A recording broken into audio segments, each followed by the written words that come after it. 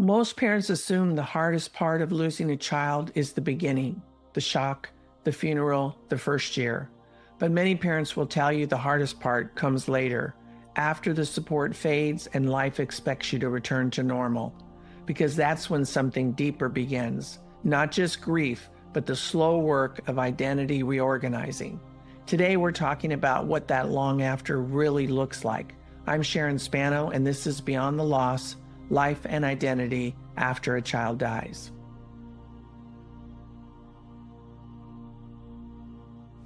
Welcome, and thank you for being here today. I'm Dr. Sharon Spano, your host of Beyond the Loss. And today we're going to talk about what I like to call the long after.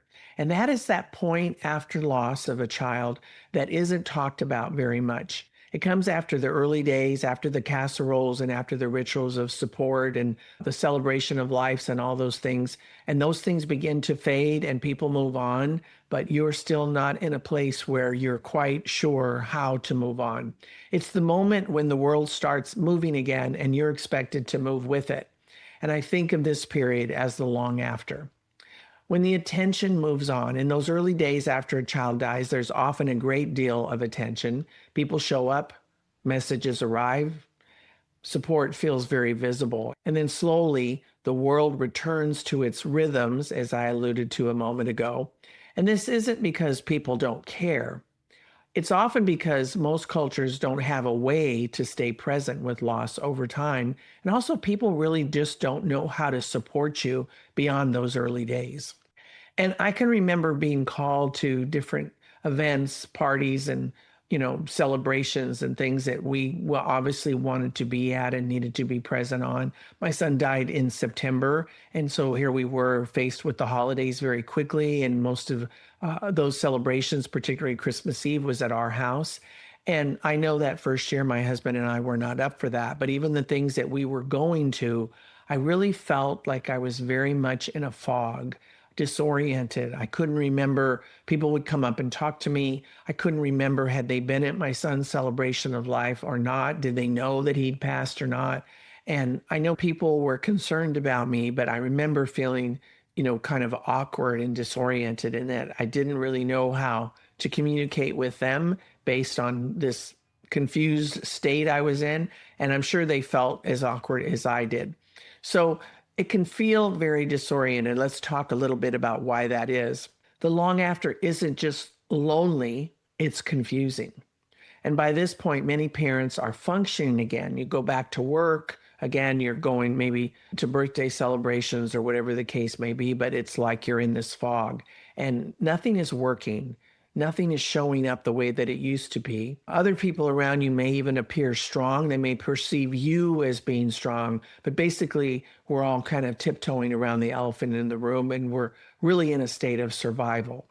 But inside, something doesn't quite fit for that parent. And this is often when parents begin to wonder, why does this still feel so hard? It's been X amount of months, weeks, years even, and I'm still not quite myself. Why am I not further along by now? And I can remember, and I've been heard to say this often on podcast interviews, my husband at one point, and this was probably a year in maybe after our son Michael had passed, and my husband saying to me, "Why are you doing better than I am?" And my response was, I'm not doing better than you. I'm just doing things differently. And so that's an important thing to acknowledge, that we're all going to be in this messy state of confusion and disorientation as we move to try to restructure our identity. We're going to be doing it at different paces and in different ways. So the question, why am I not further along by now, is not really the question, because the problem isn't you as the parent. It's the expectation that we put on ourselves or that we feel others are putting on us. And loss of this magnitude, one of the most important people in your lives, doesn't resolve. I want to really stress that we keep talking about on my short videos, it reorganizes. We are actually reorganizing every system within us from the inside out. And I remember feeling that sense of reorganization And I remember it just being very nuanced, moment to moment to moment, and often holidays being a moment. Like Mother's Day is one that for me, people want to make it a big deal and they want to feel sad for me. But Mother's Day is not something that I feel sad about. And it's maybe kind of weird. And it's even interesting to me myself that I don't feel sad about it. But the reason is I've reframed it in my mind. Mother's Day for me was a day to help my son learn how to honor women. And I feel I did a good job of that. But Mother's Day to me now is just another day. And we do what we do, and I do it more for my husband than even for myself or to honor my friends. So there'll be moments like that where you have to figure out who you are in the context of that moment. Then there's this pressure to perform normal. The long after is also where that sense of performance creeps in. There's an unspoken pressure to show resilience. And I remember feeling that very keenly, particularly around the preparation for my son's celebration of life. Demonstrating that you're growing, that you're shifting, that you're moving, signaling that meaning has been made. And parents often feel caught between wanting to be honest and wanting to protect others from the discomfort. That's really why I wanted to create this space, because I found for myself, I could be really truly honest with other parents, other friends of mine who have lost children, and about the things that often would seem weird or silly to someone that hasn't had this experience, because they're thinking you should be back to normal. And then you share this odd little idiosyncratic thing that's still gnawing at you, and people don't know what to make of that. And so we, as parents, we learn to carry the loss, as I say, quietly. We learn to internalize it. So here's something that I just wanted to share. And I've talked about it a lot in different interviews that I've done. But one of the things that was one of those quirky things for me was going to, back in the day, Hallmark stores before they kind of disbanded. We all started buying at Target or at the supermarket. But it was something my son and I used to do, where we'd go and get all the holiday cards together, or Valentine's or whatever it was. And for me, that was just something that was very difficult for me to do without him. And it literally felt to me like when I walked into a Hallmark cards shop, that all the other cards disappeared and all I could see were the cards that said, that were meant for your son. And of course, I didn't have a son to buy a card for anymore. So I stopped going to those shops. I stopped sending out cards. I now do them electronically. But that's a weird little thing that I'm almost embarrassed to share, because it's hard for people to understand. Like, why couldn't you get past that? But I think other parents out there, parents like you, can understand and probably have your own examples of things that just kind of rub you the wrong way or trigger a moment of sadness. Why is this phase often misunderstood then?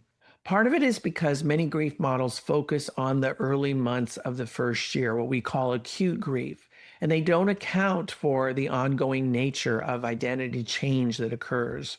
And you'll often hear me talk about the reason that child loss is more significant, not less important, but maybe significant in terms of the long-term effect of it, is because it totally disrupts the order of the family system. We technically say that a mother or father is not supposed to bury their child. That is not the order of nature.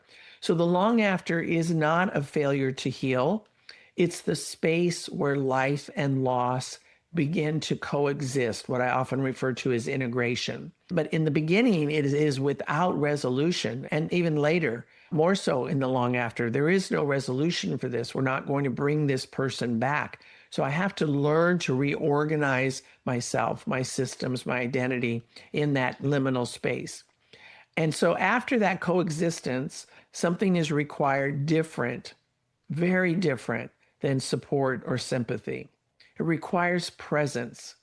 One of the things that I love about that moment is when people are comfortable enough to listen to me tell stories about my son. I love to tell stories about Michael. I have a lot of funny stories that I love to share.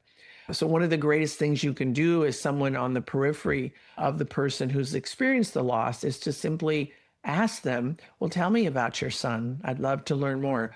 Tell me about your daughter.